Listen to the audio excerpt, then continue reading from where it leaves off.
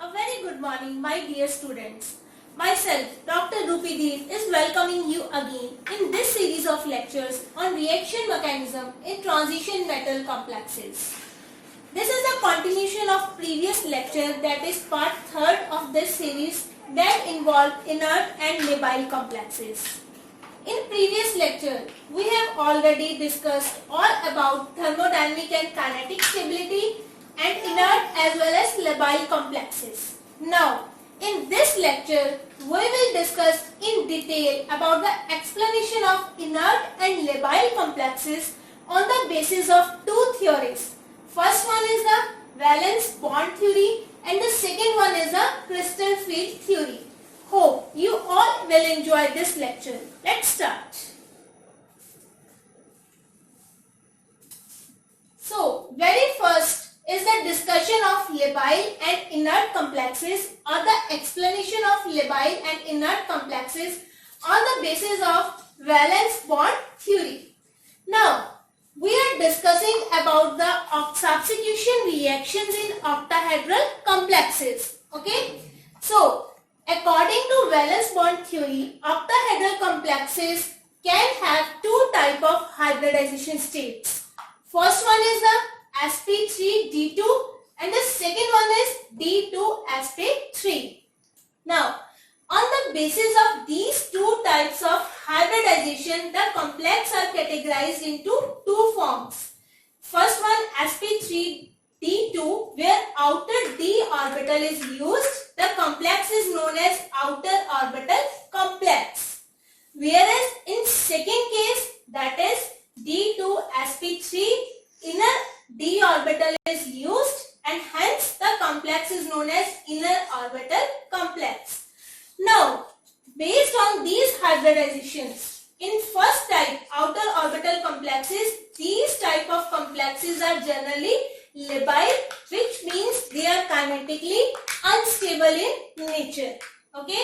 Whereas this second inner orbital complexes, they can form both inert as well as labile complexes, and it depends on the availability of vacant d orbitals. Now, two d orbitals are already utilized in hybridization and rest 3 d orbitals are left, dxy, dyz and dxz. Now, if out of these 3 orbitals, any one orbital or more than one orbital are empty, then the complex is labile, and if all the 3 orbitals are filled, no orbital is available for the attack of incoming ligand, then the complex is inert.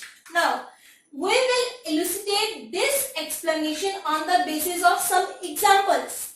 Very first example is the octahedral complex of vanadium, where vanadium is surrounded by 6 amine ligands. Now, in this case, the hybridization is d2sp3, which means this is inner orbital complex. Now, it can be inert as well as labile. It depends upon the availability of vacant inner d orbital. Now, one d orbital is vacant, which is shown by yellow portion. Okay. If there is a presence of vacant orbital, then the complex must be labile. Okay. Now, in the second example of, it is a octahedral complex of manganese, where manganese surrounded by 6 chloride ligands. Now, again, the hybridization is d2sp3, which means it is an inner orbital complex.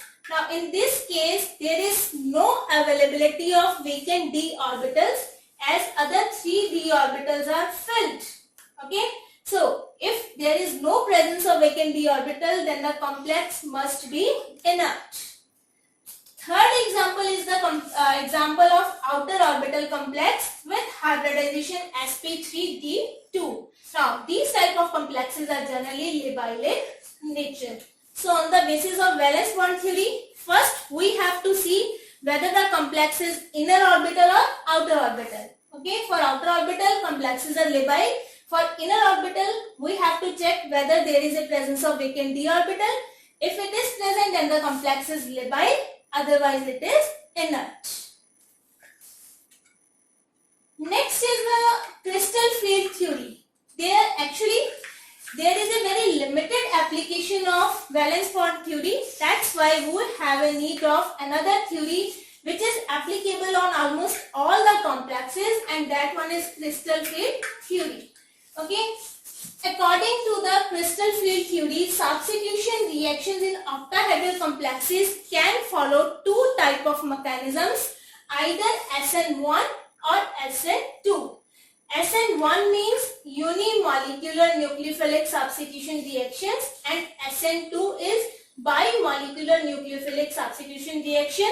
In other words, SN1 is a dissociative mechanism and SN2 is an associative mechanism.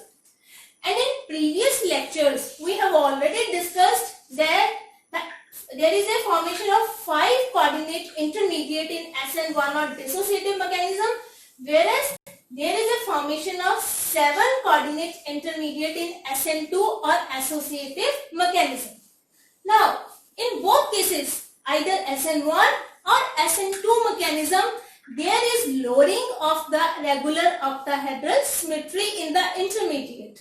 So hence, there must be a change in the crystal field symmetry, and ultimately there is a change in crystal field stabilization energy value. Now, this value determines whether the complex is labile or inert, or you can say whether the complex is kinetically stable or unstable. Now, if there is a gain of crystal field stabilization energy, then the complex must be labile, and if there is a loss of crystal field split energy, then the complex must be inert. Now, we will take the examples of all the configurations from D0 to D10 and then compare their crystal field stabilization energy values to find out whether the complex is labile and inert. So, very first we will consider SN1 mechanism, which is a dissociative mechanism.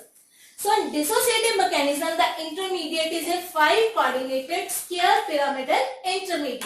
Okay, this is for the values of crystal field stabilization energy from D0 electronic configuration to D5 electronic configuration for the reacting complexes, and these values are for the intermediate, and this is the difference between these two values. Now, you can see if there is a gain, then the value must be negative or 0, and if there is a loss, then the value must be positive. Now, if there is a gain, then the complex must be labile, and if there is a loss, then the complex must be inert.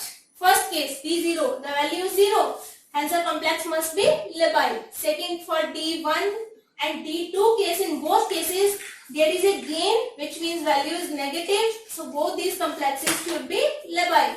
Whereas in D3 case, there is a loss and hence the value is positive, so the complex is inert.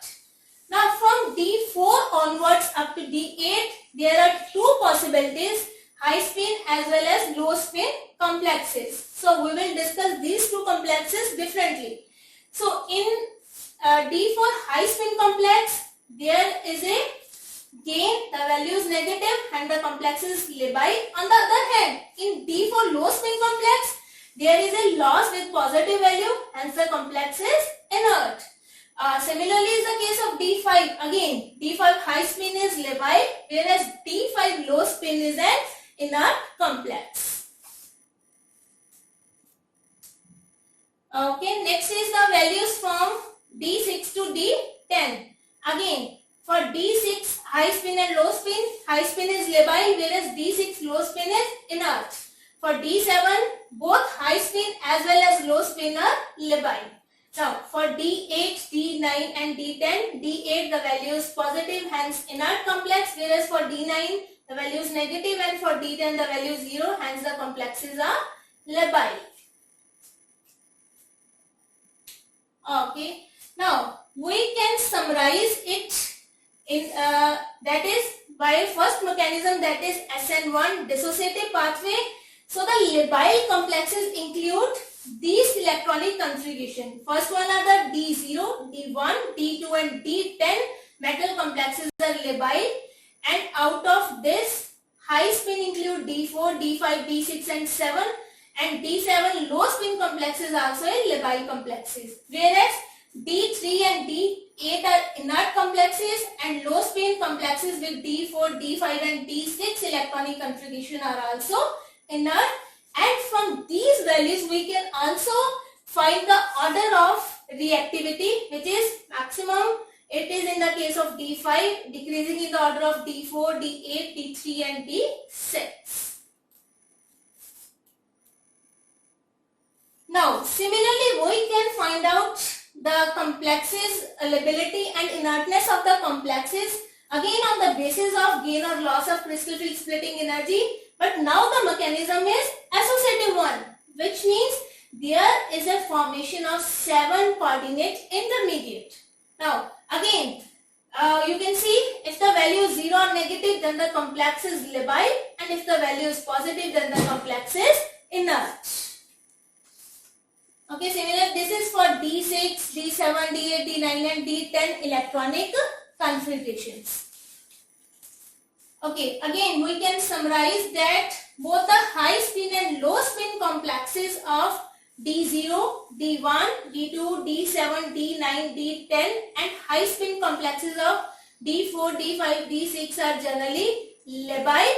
On the other hand, both the high and low spin complexes of D3, D8 and low spin complexes of D5, D4, D5, D6 are generally inert. So, these are the two theories on the basis of which we can get the explanation for the, or we can predict whether the complex is labile or inert. Hope you all have understood this topic very well. Thank you.